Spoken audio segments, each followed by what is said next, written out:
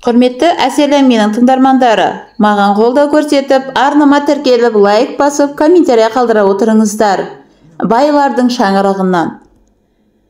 Пәтер жалдап қалада тұрамыз. Временка деген аты бар құстың ұясында 2 бөлмелі үйде 3 жанбыз. Әйелім Айғаны, мен қызым Айкөміс және өзім. Шын атым Ермұрат. Бірақ жасым әлі 30-ға жетпесе де, келіншегімнен бастап танитындар түгел Ереке дейді. Ереке деген есімге ие болсам да, ер жігітке лайық іс тындырған жоқпын. Бұрын ауылда қарапайым тракторшы едім. Совхозым тарқап, техника ебін тапқандар түгел бөліп алды да, мен секілді қолы қысқалар далада қалды. Кемпір шалдың зейнетақысына көзімді сатып, отыруға еркектік намысым ұстады да қалаға жұмыс іздеп кеттім. Бір жетіде сандалып жүріп, бір жеке кәсіпкердің тракторын айдайтын болдым. Өзім талай айдаған Беларусь екен. Бірақ ол сорлының қорқан қасы қалыпты.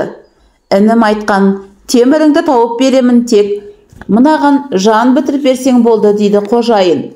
Бір айдың ішінде зымыратамын дедім. Бір ай 35 000 теңге берсем риза боласың ба, дейді Басекең. Ауылда жүргенде ондай ақша ұстап көрмеген басым, өз құлағымы өзім сенбей ойланып қалыппын-ау. Інім-ау, асынып тұрсың ба? Түстік асыңда менің мойнымда, деді. Келістік аға, қандай қосалқы бөлшектер керек екенін жазып берейін, соларды тапсаңыз болды, дедім. Екеуміз қол алыстық.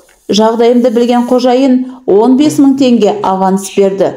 Ертеңіне 5 000 теңгеге пәтер жалдап қалаға бала-шағамды көшіріп алдым. Трактордың айға жеткізбей аяғын тік тұрғыздым. Сол трактордың астына түсіп, үстіне шығып, май-май болып жүргенімде жылтың-жылтың етіп бір жігіт күніге бір келіп кетуші еді. Кейін біліп, ол қожайынның туған жиені екен. Трактордың оталдырып апакадан шығарған күні қожайын келіп, інішек, бір ыңғайсыз жағдай болып тұр. Жалғыз қарындасым бар еді, оның жалғыз ұлы бар.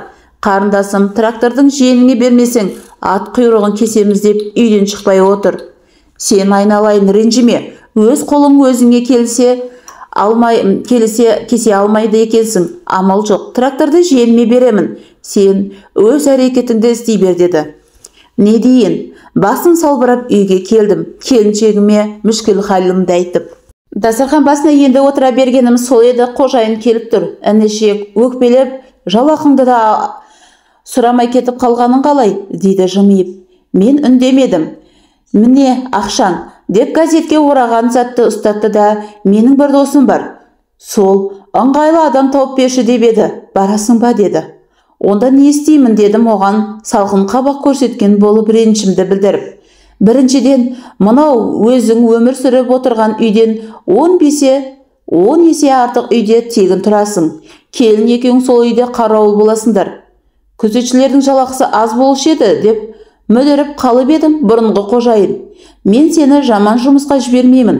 Жібі түзу жігіт екеніңді көріп, білген соң айтып тұрмын, деді. Біреу тегін пәтер жайлы жұмыс тауып берсе, келіспейтін кеңкелес жынды емеспін ғой, келістім. Сен таңертең дайын отыр, өзім келіп ертіп апарамын, деп жарылқаушы көкем қайтып кетті. Таңертең уәдесі бойынша ол ерте келіп мені маздасына мингіздіріп, қала орталығына шеттеу көшелерінің біріне алып келді.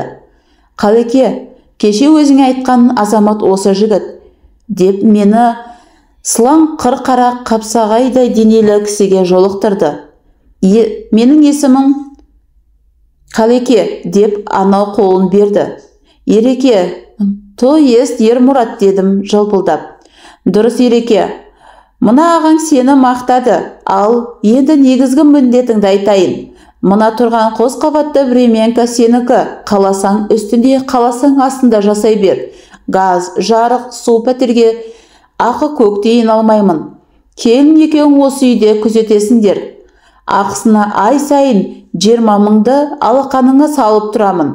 Мына ашық алаңда біздікі, осында құрылыс жұмыстары басталады. Құрылыс материалдары түсе бастайды. Соларға бас көз боласың. 10-15 адам жұмыс істейді. Мүмкін соларға ас әзірлеу керек шығар. Реті келсе ол жағын келінге жүктерсің. Аспаздың ақысын бөлек беремін. Құрылыс біткен соңда осында тұра берсеңдер жұмыс жетеді, деді. Рахмет аға, сеніміңізден шығуға тырысармыз деп қуана келістім. Құрылыс ауқымы шынымен де үлкен екен. Аумағы ат шаптырым алаңының жобасынан да көз жүгірткенмін. Тойхана, ойынхана, сауна, дүкендері мен автотұрақ бірігіп, толық бір қалашық болмақшы. Өмір сүріп жатқан времянкам дәл маңдайымда тұрсын. Өзім өмір сүріп жатқан времянканың дәл маңдай тұсына екі қабатты хан сарайында тұрған үй түсетін көрінеді. Құрылыс жұмысында болады екен Қалекең. Айтқан 10-15 адамның жалпы саны 50-ден артылып жығылатын болды.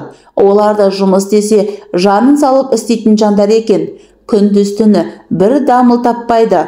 Ауысым болып жанығып істейді. Қайтсын, үйінен бала шағасынан безіп, ақша үшін жалданып жүрген жұмысшылар ғой. Ерте көктемде басталып, құрылыс қара күзге жетпей аяқталды. Салынған ғимаратты көрсеңіз, аузыңызға шыбын жұмыртқалап кеткенше аңқиып тұра бересіз. Мұндай құрылыстың архитектура жобасын Қалекең қай елден алып келгенін бір Құдайдың өзі біледі. Тойхана, ойынхана, саунаның ішінде жиһаздардың қай елдік екендігін ойлап басқа тұрудың өзі әбес. Менің ойлайтыным осындай қыруар тірлікке Қалекең қаржыны қайдан тауып жүр? Құрылыс бітіп, қызмет істейтін жандар түгелденген соң тұсаукесер дейді ме? Ұлағатты той болды. Қалашығымызда алдына шетелдік салындаған сұлу көліктерге симай кетті. Тойхана мен ойынхананың ішіндегі ығай мен сығай жандарға қызмет көрсету үшін республикамыздан танымал әріптестер де шақырылған екен. Менің бір таң қағаным, мұнда тойда тоз көтереді, сөз сөйлейтіндер аз болады екен. Сондықтан да жоқ әлде есімдері елге белгілі азаматтар болғандықтан ба ішіп алып қуып кететін, не тәлтіректеп жүрген бір жанды көрмедім. Біздің ауылда болса ғой шіркін, мынандай көл көсір дүкенін көргендер біздің жігіттер жарларының бір тойғаны шала байығаны деп дастарханның шегіртке қаптағандай түгел жапырып ішіп жеп, досыңның асын дұшпандай іштеп немесе дұшпаныңа түк тартпасаң да пайда деп бір жасап қалар еді. Одан соң той есте қалатындай қызықты болу үшін қалайда қырғын төбелес шығарып таңға жақын тарқар еді. Ал Қалекеңнің тойы белгіленген кешкі 19:00-де басталды, 22:00-де түгел тарқады. Рахат. Қызығын біз көрдік. Мұрты бұзылмаған қазы қарта, сан алуан салаттар мен тығынына тырнақ тимеген арақ шараптың қызметінде жүрген жігіттер мен қыз-келіншектер және Алматыда арнайы келген әртістер көрді. Келесі күні түске жақын әрең тарқадық. Охрананың бастығы болдым. Той өткен соң Қалекең бізді үйдің алдындағы Бразилия стилінде салынған қос қабатты ғимаратқа көшіп келді. Осында жүріп ол кісінің бала шағасын тұңғыш рет көруім.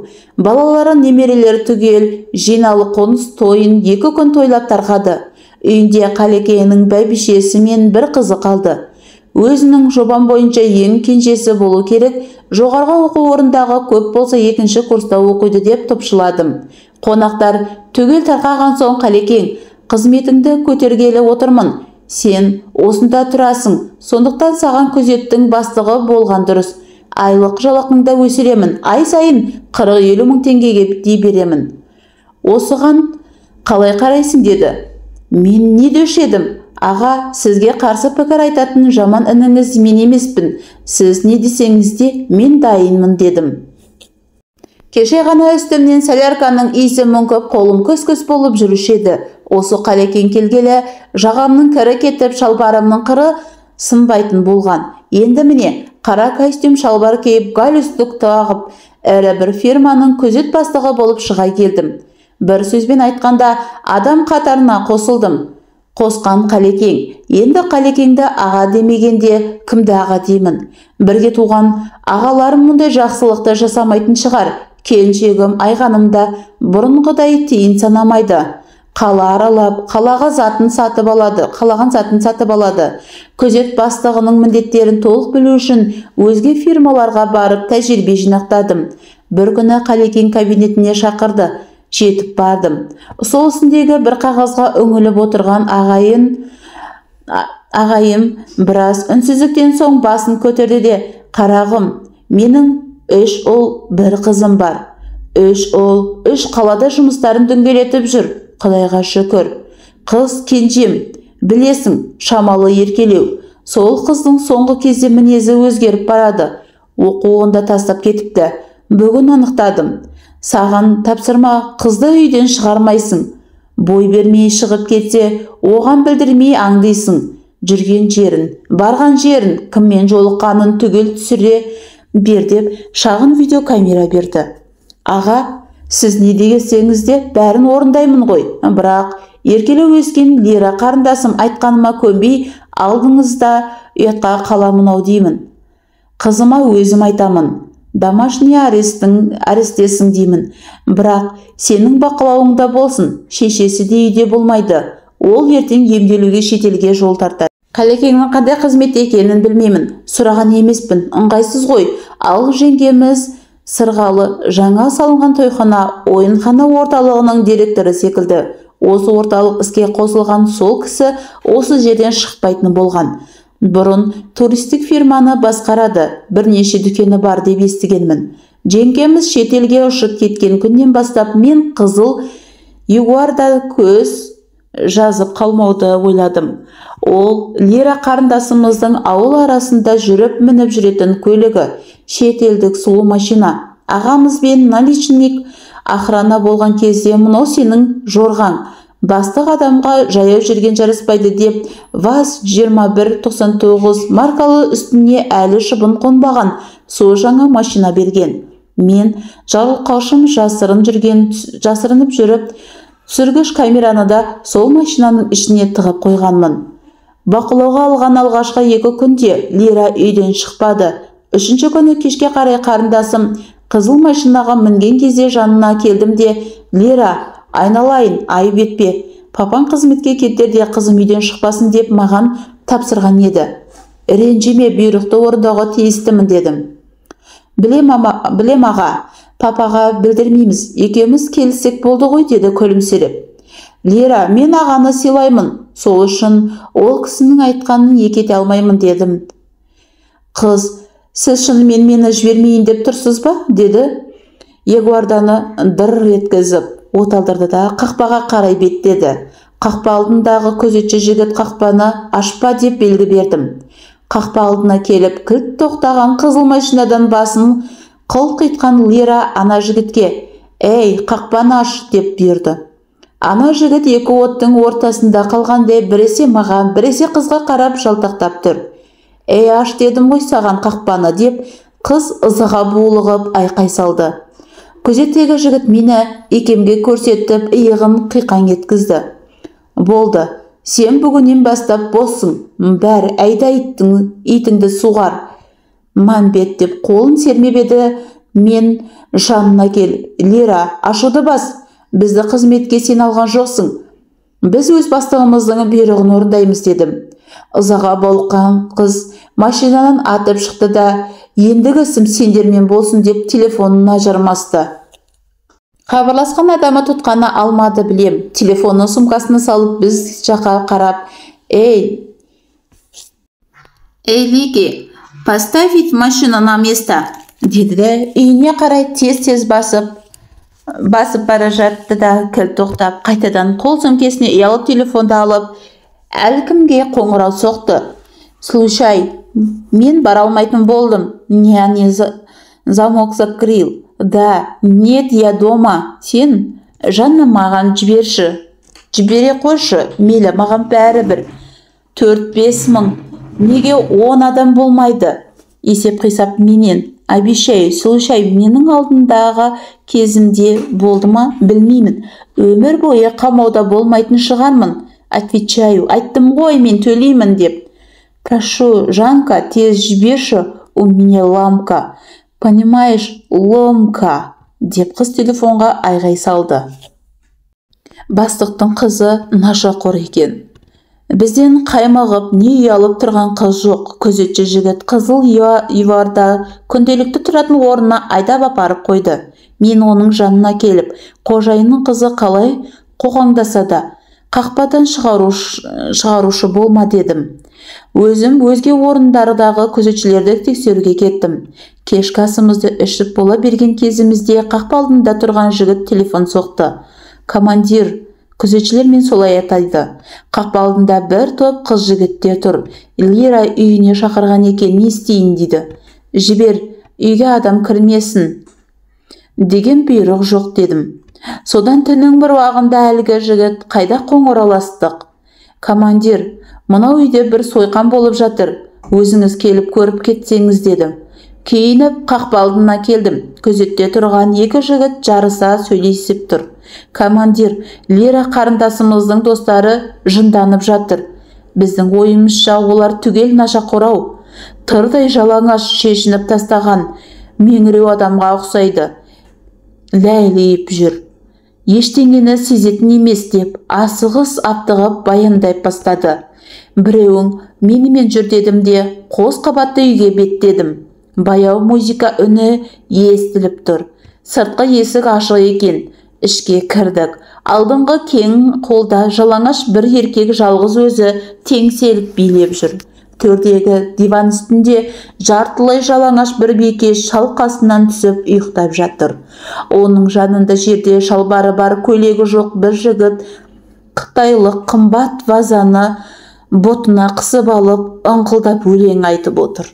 Көзін тас қылып жұмып алыпты. Ортадағы 32 орындық ұзын стол әр жерінде шашылған төгілген тамақтардың қалдықтары мен ішімдіктердің шөлмектері астан-кестең болып жатыр. Сынған қираған ыдыс-аяқтардың арасында науқастарға дәрі егетін шпиристерді алып, үңіліп қарап тұрып едім. Жаныма еріп келген жігіт, командир, бұлар түгел наркомандар екен ғой.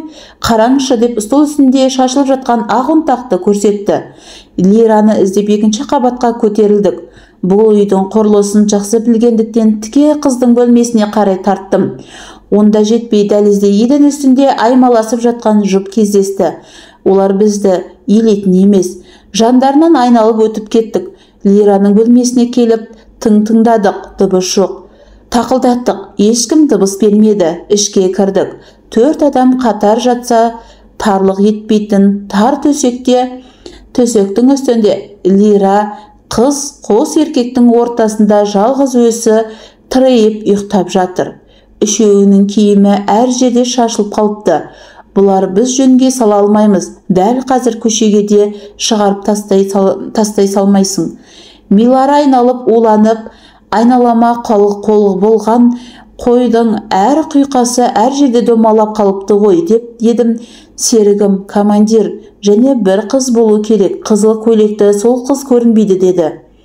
Көйлегін шешіп тастаған шығар дедім күліп. Шешіп тастаса да танимын. Олар 5 жігіт 3 қыз болып келген. Қазір Лираны қосқанда 3 қызды кездестірдік қой. Біреуі қайда деді. Іздейік дедім.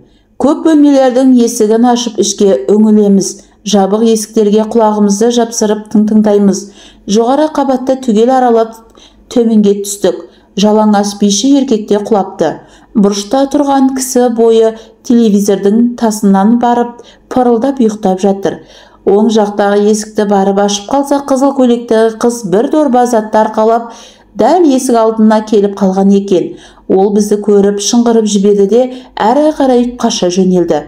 Қолындағы дорбаны тастай салды. Тыныш, айқайлама дедім. Қыз үлкен терезе алдына тұрған жазу столының үстіне кіріп түсті. Бұл бөлме Қалекең ағамыздың жұмыс бөлмесі болып, кітапханасы десек те болады. Қыз астындағы дорбаның аузын ашып қарасам, іші толы әртүрлі қымбат бағалы заттар екен. Стол астына кіріп кеткен қызыл көйлектегі қыздың білегінен ұстап сүйреп шығарып алып едім. Ол, аға, ұрмаңыз деп дірілдеп тұр.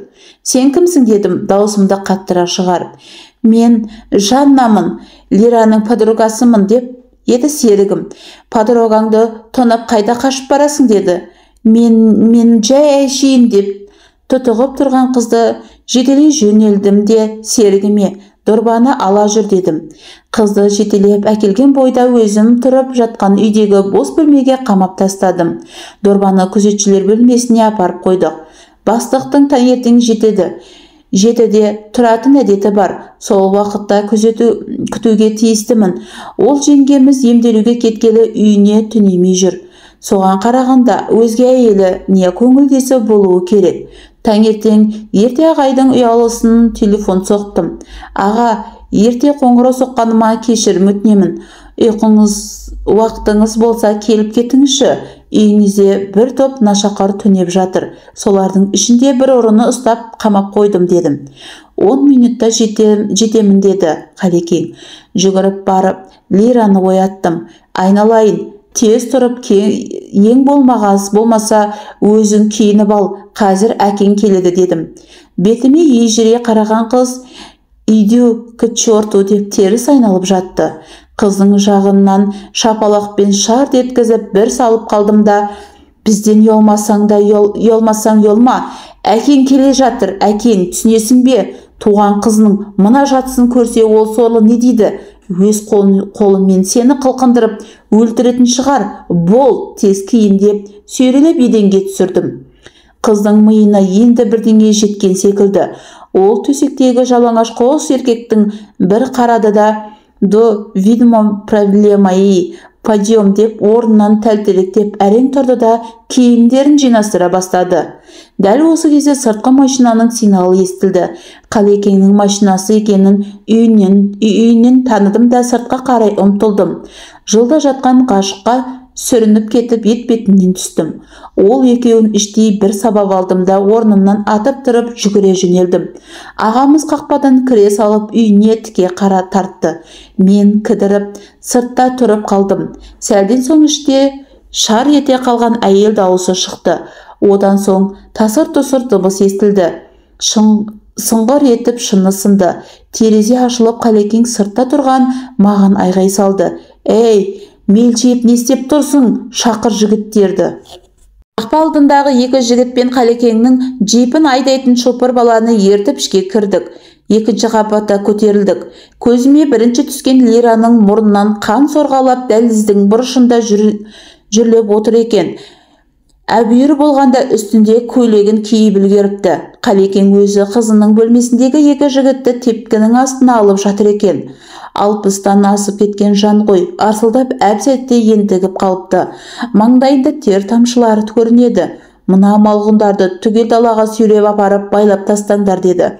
Одан соң маған қарап, Ереке, осы қалыптарында лентаға жазып алғаның дұрыс-ау деді. Аға, ол жағын тындырып қойғанмын дедім. Оным рас еді. Қызыл көйлекті қызды қамаған соң жалғыз өзім үйге кіріп, есіктегі елітіп әр жерге пішләй жеген итке ұқсап домалап жатқан түгел бейне камераға жазып алғанмын. Неге екенім өзім де білмеймін.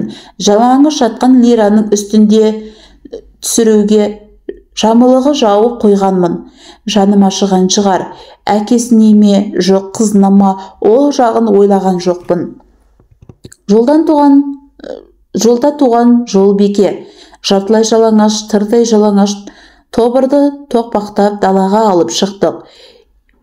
Есеңкіреген қыз жігіттердің естері кіріп киімдерін түгендеп асығып киіне бастады. Басекең байлап тастаңдар деген сөзін қайталаған жоқ. Сол бұйрықты біз де естімеген болып тұрмыз. Тонаушы қыз қайда деді де сыртқа шыққан ағамыз. Бір жігіт барып қызыл көйлекті қызды ішке ертіп шықты. Қызды көргенде Қалекеңнің көзі дөңгеленіп кетті. Ол анаған таңдаған бір қарады да, сен Жанка емессің бе деп еді. Қыз маған қарады. Қалекең де маған қарады. Мен күзетшілердің бөлмесіндегі дорбаны алдырамын дедім де ағаның алдына қойдым. Қалекең дорба ішіне үңіліп қарады да, ой, атаңа нәлет, жолдыбайдың жолда туған желебі. Асымды ішіп дастарханымның түкіріп жүрген екенсің ғой, деді де қыздың бетіне салып қалды. Ағатай, кешіріңізші ағатай, құлыңыз болайын, мен білмей қалыппын, кешіріңізші, деп Қалекеннің алдында тізерлеп отыра қалды әлгі қыз. Қане, түгел аты жөніңді, үйіндегілерге телефон нөмірлеріңді айтыңдар, деп бұйырды ағамыз. Аналар кезек-кезек мекен жайларын айтып дірілдеп тұр. Тек бір қыз ғана: сен шал, өз ісің басыңмен жауап бересің, тілімді кесіп алсаң да атымды, адресімді айтпаймын, деп безірейіп тұр. Шал, айтпасаң айтпа, барлық істі сенен бастаймын, деп шетке тұрған жалба шашты жігіттің шашын ұстады да жұлқып тартып қалды. Жігіт: ой, пахам, болно же, дед. Больне да, больне болмайды үшін мына бетінен зәрі шығып тұрған қай дәудің қызы, соны айт, деді. Айтамын, ол Шайханың қызы Лаура, деді.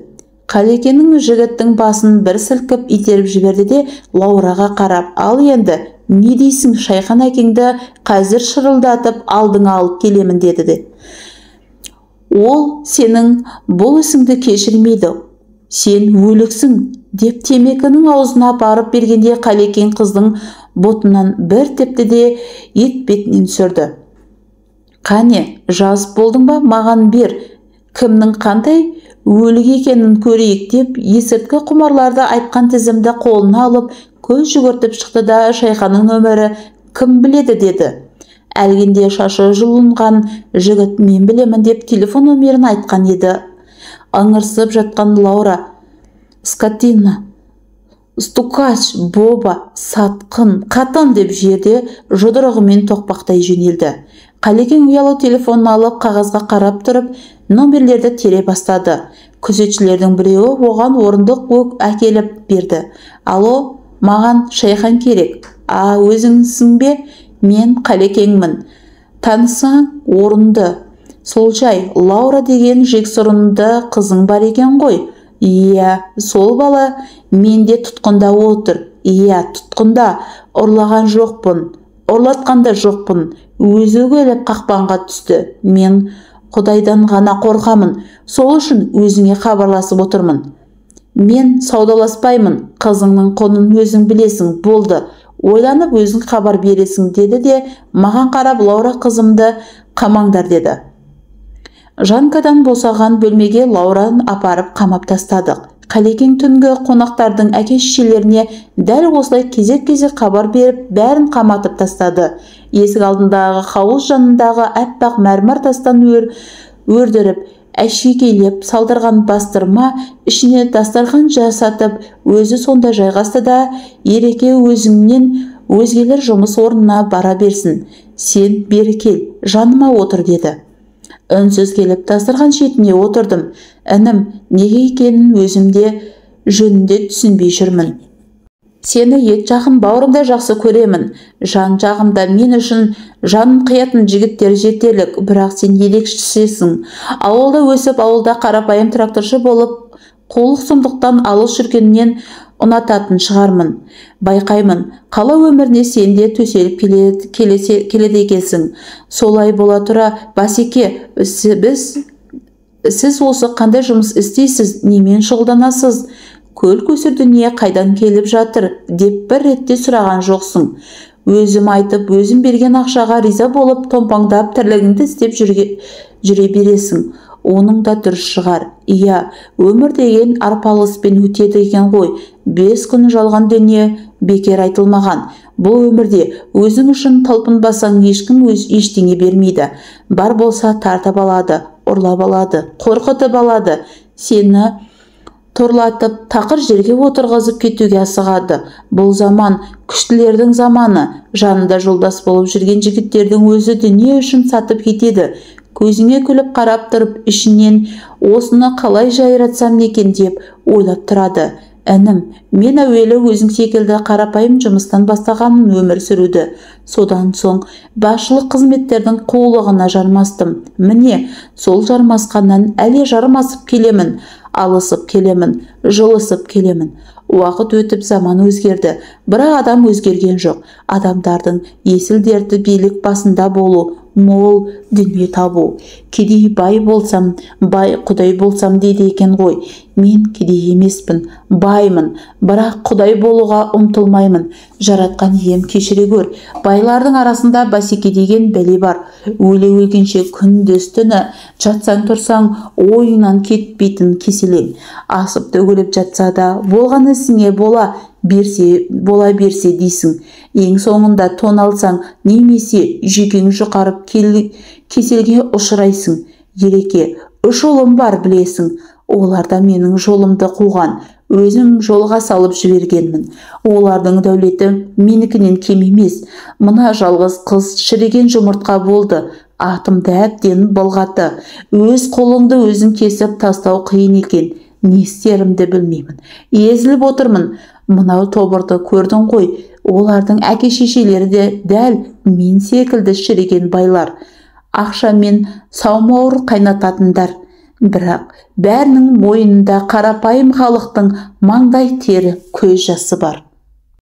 Қарғысы бар десем қателеспеймін. Мүмкін судан шығар. Соңғы жылдары жолым болмай, жантаға есектей болып барамын. Анау емделіп жатқан жеңгеңнен өзге және 2 жеңгең бар. 3-шісі өзің қатарлы. Бала-шаға түгел біледі оларды. Бәбішем аурушыл болған соң өзі рұқсат берген. Рұқсат бермеген күнде де менің тоқтамасымды біледі. Байқаймын, соңғы жылдары ол да дүние мүлікке салғырт қарамайтын болып қалды. Қолда барда қыдырып, ел жер көрейін дейді ме, жыл сайын шет елдерге 5-6 рет барып демалып емделіп қайтады де. Бірақ бір кезде Қалекеңнің ұялы телефоны құлынша кісінеді. Ағамыз маған қарап жымиды да көзін бір қысып телефонды құлағына тосты. Алло, иә, айттым ғой, құның өзің білесің. Кес деп мен әлде кімдерге ұқсатпаймын. Жарайды, қызыңды қырғы базардың алдында күт. Менің адамым алып барады. Сен өз адамдарыңа айт, менің жігітіме көз алатырушы болмасын. Менің айтқаным болмаса, қызыңның концертін кешке жергілікті теледидардан көресің. Түндегі тірліктерін толық жазбаға алғанбыз деді. Телефонды дастарханның шетіне қойды. Сәл ойланып тұрды да маған қарап. Ал Ереке, маған ағаңның ойыңнан бүгіннен бастап сен де араласасың. Қазір Шайханның Лаурасын машинаңа салып ал да қырғы базарға бар. Жаныңа өзіңе ұқсайтын сенімді 2 жігіт ертіп ал. Олар өз қызын өзі сатып алады. Саудаласпа, бергенін алды, ізіңше кері қайт. Бүкіл денесін, ағзасын есірткіге улаған сұмырайларды бүгін тегіс сатамыз деді. Нашақорларды сатып жіберді. Қалекең айтқан қырғы базардың қарасындағы автобус аялдамасынан шамалы өтіп барып тоқтағанбыз. Жанымызда бір жігіт келіп машина ішіне үңілді де «Лаура, входи» деді. Қыз орнынан тұрмақшы еді, мен оның иығынан басып, қайта отырғыздым да бейтаныс жігітке. Жақсы жігіт, әуелі сәлемдеседі деп едім. Ол да бір қыршынғы екен. Сәлем беретіндей, сен Мекеден келіп бе едің? Жоқ, әлде Құдай қосқан құдан ба едің деді. Мекеден келмесем де құда болып қалуымыз мүмкін. Қазірше қыз бізде, қалың малы қайда дедім. Маратик, он достал меня, атып тасташы өзің, деп Лаура жұлқынып басып еді. Мен, Маратик, кәне, атып тасташы. Ата алмайсың, ә? Артыңа қара, ату үшін де жүрек керек дедім. Лаура, извини, деп жігіт қызға жалынышты көзімен бір қарады да маған бұрылып, қанша сұрайсың деді. Саудаласатындай сен базарда тұрған жоқсың. Шеф, қанша беріп жіберді, түгел беріп шығар. Ойланатын уақыт жоқ, бол тез дедім. Жігіт жан қалтасынан пакетке салынған түйіншекті алып маған берді. Ашып қарасам ақштың ақшасы екен. Санаған жоқпын. Жанымдағы жігіттерге қарап, қыз, Маратик, иттік жіберіңдер дедім. Лаура сатқа шықты да машина ішіне қайтаң өліп, менің бетіме шапалақпен салып қалды да, сені бастығыңмен бірге түрмеде шіртемін.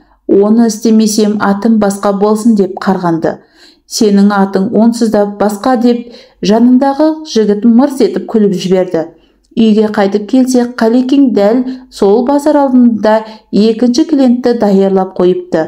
Жалбар шашты жігітте машинаға салып алып базарға барып сатып қайттық.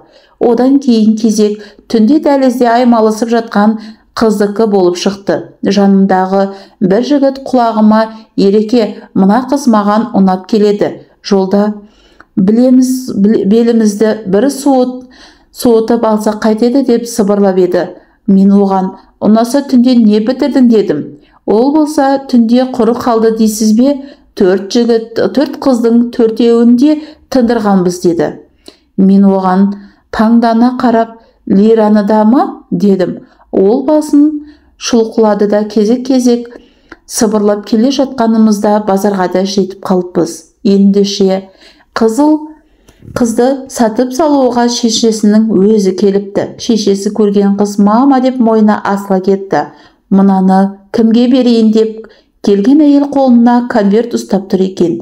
«Қызыңызды сүйіншісі болса маған беріңіз» деп әйелдің қолындағы конвертті жұлып алдым да ішіндегісін санайын ба деп едім. «Санасаңыз санаңыз, келісім бойынша күйеуім санап берді» деп әйел лыпылдап тұр. Қызды иесіне тапсырып өзіме кері қайттық. Қалған тұтқындарды да дәл осылай сценарий бойынша сатып, ең соңында Лираның досы Қалекеңнің асын ішіп дастарханын түкіріп жүрген жанына қалды. Оның әкесі Жолдыбай қоңырау соқпады ма, жоқ әлде өзара келісе алмады ма? Қызыл көйлектегі қыз қамауда қалып қойды. Күн бата Қалекең ұры қызды менің машинама салыңдар деп бұйрық берді. Оның сөз ырғағынан құлақ тіксінесің. «Менің машинама бір қап картоп сала салыңдар» дегендей болды. Машинаға мінгізіп жатқанымызда қыз «Мені қайда апарасыз да?» деп көзі жасқа толып үрейі ұшып барады. «Қорықпа, жайлы жерге барасың» дей салдым. Осы кезде Қалекең де үйінен шығып еді. Біз машинадан шеттей бердік. Қалекең ыңдап мені оңаша алып шықты да: «Айналайын інім, мен 3-4 күн болмайтын шығармын. Осындағы шаруаға өзің түгел бас көз боларсың. Тойхана, ойынхана, дүкендердің меңгерушілеріне түгел ескерттім. Олар менің бірнеше күн болмайтынымды білмейді.